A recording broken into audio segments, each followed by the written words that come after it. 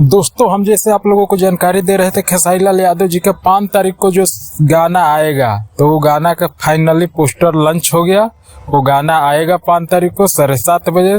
तो आप देख रहे हैं RRP साथी पर, तो RRP साथी को आप लोग सब्सक्राइब करिए, एक सब्सक्राइब दे दीजिए जरूर। आप लोग से रिक्वेस्ट हमारा यही रहेगा कि एक सब्सक्राइब आप लोग करके ही जाइएगा।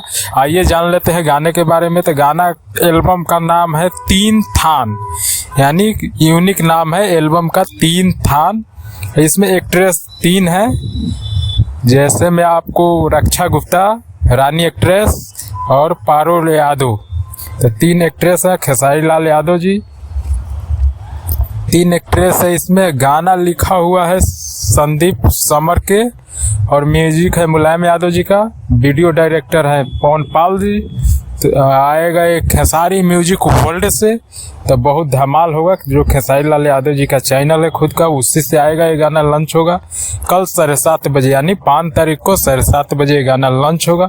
और खेसारी लाल यादव जी ने बहुत सुनहरा तरीका से पोस्ट किया है। इस पोस्टर को लिखे हैं, मौसम के रुख बदलने आ रहल बा 7:30 बजे 3 थान।